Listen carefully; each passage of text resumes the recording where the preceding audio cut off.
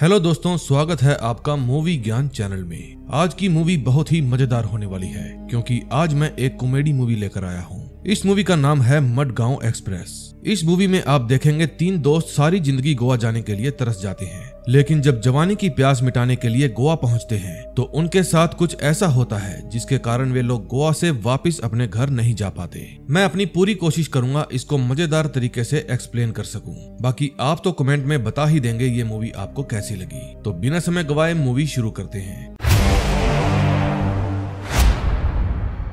बचपन के अंकुर रोने लगता है और कहता है कि जरूर किसी गैंगस्टर का बैग होगा और अब वो मुझे जिंदा नहीं छोड़ेगा।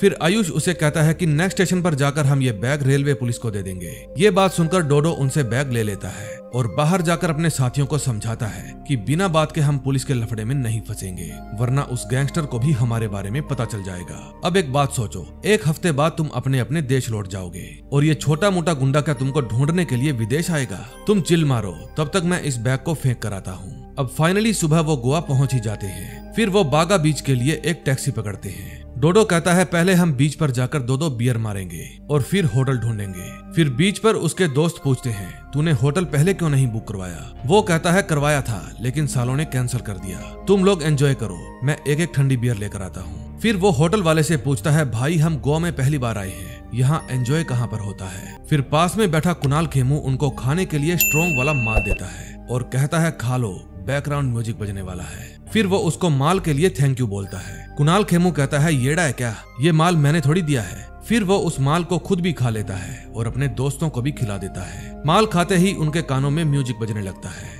फिर उनको कुछ भी नहीं पता वो कहाँ घूम रहे हैं और किसकी पार्टी में घूम रहे हैं और क्यों घूम रहे हैं। उस दिन वो खूब एंजॉय करते हैं और अपने बचपन की तमन्ना को पूरा करते हैं। फिर सुबह जब आयुष को होश आता है तो वो देखता है कि उसके बेड पर डोडो के साथ दो लड़कियां भी लेटी हैं और पिंकू सोफे पर बेहोश पड़ा था। उसने नशे में अपने हाथ पर टैटू भी बनवा लिया था जिस पर लिखा था मेरा प्यार मेरी माँ। फिर वो बेड पर सो रही लड़की को कपड़े पहनाने की कोशिश करता है और अपने दोस्त डोडो को भी जगाता है। फिर वो लड़कियों को कहता है आप यहाँ से जाइए, हमें भी कहीं देता है और कहता है तू पागल है क्या, ये लड़कियां हमारे स्टैंडर्ड से बहुत लो थी। इतने में पिंकू को भी होश आ जाता है। आयुष कहता है तेरे लिए दोस्ती, रिलेशनशिप, इज्जत सब कुछ मजाक है ना, मेरे लिए नहीं है। मैं निशा से प्यार करता हूँ, वो मुझको ऑनलाइन मिली थी। अब मैं उसे क्या कहूंगा कि गोवा में मैं लड़कियों को देखकर पिघल गया।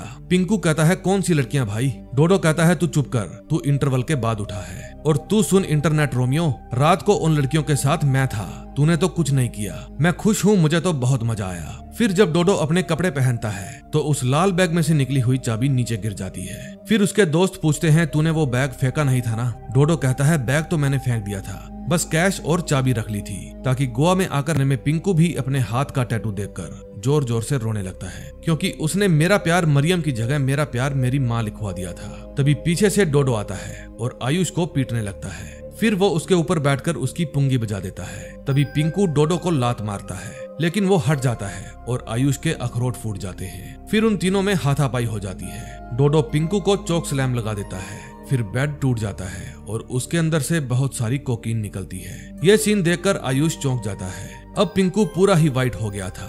फिर वो हकला के बोलने लगता है। फिर आयुष उस पाउडर को टेस्ट करके देखता है और बताता है कि यह कोकीन है। फिर डोडो कहता है मैंने फिल्मों में देखा था, जिसको भी इतनी सारी ड्रग मिलती है उसके बाद उनके साथ कुछ भी अच्छा नहीं होता। तभी कोई उस रूम का दरवाजा खटखटाता है। फिर बाहर से मराठी में एक औरत की आवाज आती है, दरवाजा खोल बे, बहुत हो गया तेरा। फिर वे तीनों डर जाते हैं। तभी डोडो आयुष को पटाकर दरवाजा खोलने के लिए भेज देता है। फिर वो डरता हुआ दरवाजा खोलता है और बाहर जाकर देखता है बाहर कंचन कोम्बड़ी आई है। वो आयुष को गणपत समझ लेती है क्योंकि इस रूम में अक्सर वही रुका करता था। फिर कंचन कोम्बड़ी कहती है अपन को मालूम है तू इस टाइम बेवड़ा मार के लड़की लोग के साथ रुकेला है, जल्दी से तैयार होकर शाना बन और 2 घंटे में मुझे आकर मिल। फिर वो उसे एक फोन देती है और कहती है कि मैं इस पर एड्रेस मैसेज करूंगी, शाना बनकर पहुंच जाना क्योंकि अब तो मैंने तेरा थोबड़ा भी देख लिया है, नहीं आया तो पत्थर बांधकर दरिया में फेंक दूंगी। अब इन तीनों की जान मुश्किल में फंसने वाली थी। फिर डोडो चिल्लाने की आवाज आती है फिर वो उसको डॉक्टर के पास ले जाने की प्लानिंग करते हैं। आयुष डोडो को कहता है तू टैक्सी लेकर आ। जब वो टैक्सी लेने के लिए रूम से बाहर जाता है तो देखता है बाहर कंचन कोम्बड़ी की एक साथी पहरा दे रही थी। फिर वो उल्टे पांव ही रूम में वापस लौट जाता है अब इस पूरे होटल पर नजर रखी जा रही थी। फिर वे रूम को अंदर से बंद करके टीवी की आवाज तेज कर देते हैं और खुद बालकोनी से नीचे उतरने की कोशिश करते हैं। तभी पिंकू के अंदर का शेर जाग जाता है और वो नीचे कूद जाता है। फिर वो अपने साथियों को कहता है ये ट्रिप कोई भी नहीं बिगाड़ सकता। फिर पास से गुजरती हुई लड़की कहती है मम्मा वो देखो जोकर। फिर पिंकू कहता है चुप कर, जोकर होगा तेरा बाप। फिर डोडो टैक्सी पकड़ने को कहता है ताकि उसे डॉक्टर के पास ले जाया जा सके, लेकिन पिंकू कहता है let's go guys bungee jumping.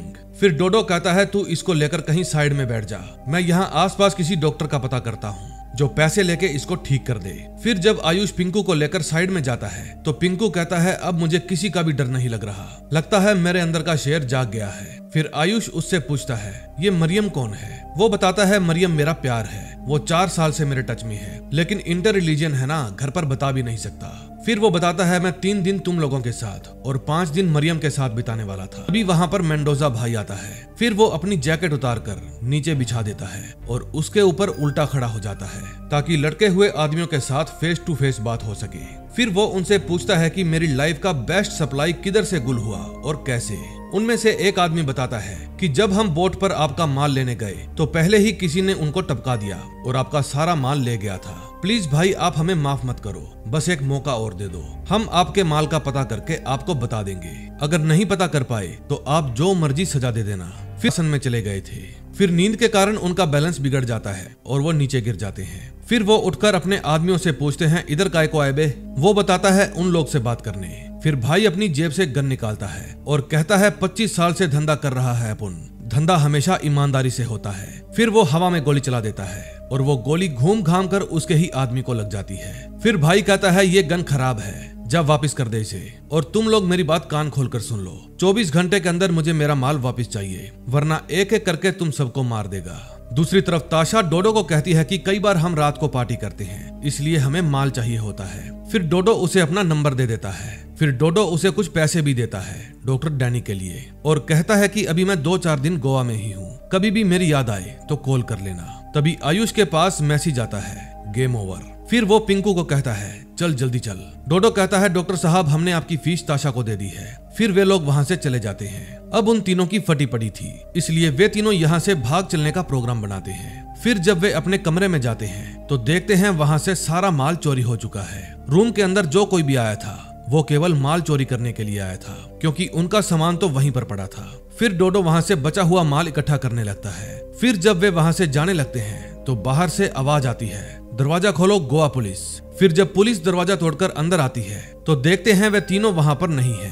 Hotel owner बताता है साहब 3 लड़के थे, आज उनसे मिलने के अंदर कोकीन थी। फिर इंस्पेक्टर होटल के मालिक से पूछता है क्या तुम्हें उनकी शक्ल याद है? वो कहता है हाँ। फिर इंस्पेक्टर हवलदार को कंट्रोल रूम में फोन करके स्केच आर्टिस्ट बुलवाने को कहता है। फिर हवलदार बाहर बालकोनी में जाकर चेक करता है तो वे तीनों लफंगे उसको वहीं पर लटके हुए मिल जाते हैं। जब वे नीचे कूदते हैं तो पिंकू के हाथ पर कुछ काट लेता है। फिर वे तीनों ही वहां से भागने लगते हैं। जब पुलिस वाला उन पर गोली चलाता है तो उनकी स्पीड और भी तेज हो जाती है। फिर वे भागते हुए मार्केट में घुस जाते हैं। तभी वहां उनसे एक आदमी टकराता है। उस आदमी के हाथ में पिंकू का वही लाल वाला बैग था। फिर वो आदमी उस होटल में जाता है जहां पर वो अक्सर रुका करता था क्योंकि वहां पर जो माल पड़ा था वो उसी ने चोरी करके रखा था।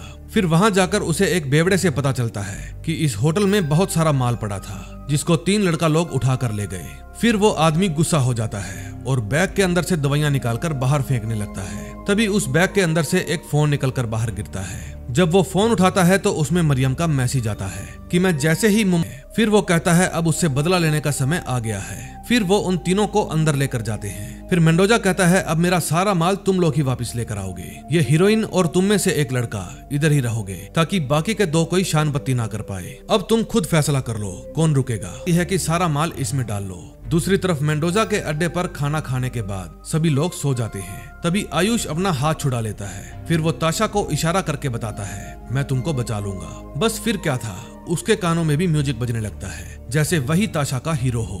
फिर वो ताशा को खोल देता है। फिर जब वो ताशा को बचाकर बाहर ले आता है तो ताशा को भी उससे प्यार हो जाता है। फिर वो डोडो को फोन करते हैं ताकि उन्हें बता सके कि हम वहाँ से भाग गए। जा फिर जब वो औरत मछली काटती है तो उसके मुंह पर कुछ छींटे पड़ जाते हैं, जिससे वो घबराहट में दूसरी औरत के ऊपर उल्टी कर देता है। फिर वो औरत पिंकू को पीटने लगती है। तभी पिंकू की जटाएं उसके हाथ में आ जाती है और पिंकू बहुत जोर से चिल्लाता है। उसकी आवाज डोडो सुन लेता है। फिर डोडो कहता है भागो, बाहर पुलिस आ गई। फिर वो सबको बाहर भगाकर माल बैग में डालने लगता है और जो वहाँ पर लेडी बची थी उसको बेहोश कर देता है। तभी वहाँ पर एक खली टाइप की लेडी आ जाती है और डोडो को पीटने लगती है। फिर डोडो की जटाएं भी उसके हाथ में आ जाती है। अब वहाँ पर हंगामा हो जाता है। फिर पिंकू के अंदर का शेर जाग जाता है और वो सबको फटके देने लगता है। फिर एक लेडी बीच में चाकू कर देती है और उसकी उंगली कट जाती है। तभी दो औरतें उसे पकड़ लेती है और तीसरी औरत उसे जैसे ही मारने आती है, बाहर से डॉक्टर डैनी उसे शूट कर देता है। डॉक्टर वहाँ अपनी गैंग के साथ आया था क्योंकि उसको भी वही माल चाहिए था, एकदम प्योर वाला।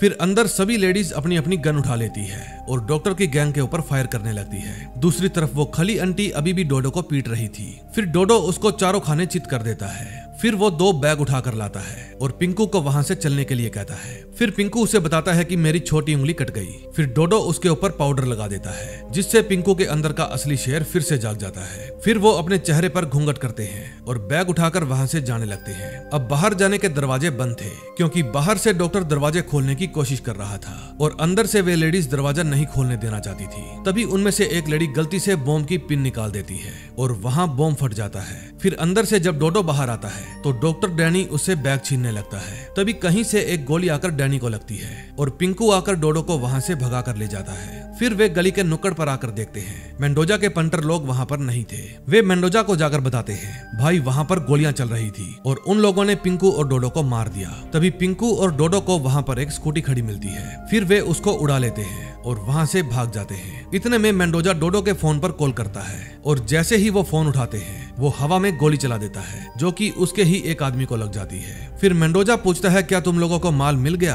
पिंकू कहता है हाँ मिल गया। फिर मेंडोजा कहता है जल्दी से माल लेकर इधर आ जा वरना तेरे दोस्त लोगों को ठोक दूंगा। फिर पिंकू कहता है तुझे जो करना है कर ले, चल फोन रख। फिर मेंडोजा देखता है कि उसके दोस्त लोग तो वहां से भाग गए। फिर वो अपने आदमियों से पूछता है हीरो हीरोइन किधर गए बे? फिर उसका एक गुंडा कहता है कि सॉरी भाई, खाना खाकर हम सबकी आंख लग गई थी। दूसरी तरफ आयुष और ताशा डॉक्टर के क्लिनिक में अपनी अलग ही खिचड़ी पका रहे थे। ताशा आयुष की गोद में बैठी थी। तभी वहां पर डॉक्टर आ जाता है और आयुष ताशा को उठाकर टेबल पर पटक देता है। फिर वे दोनों ताशा को उठाते हैं। फिर डॉक्टर कहता है तुम्हारे बाकी के दोनों दोस्त कहाँ हैं? आयुष कहता है आपको कैसे पता चला? वे दोनों हमारे साथ नहीं हैं। डॉक्टर कहता है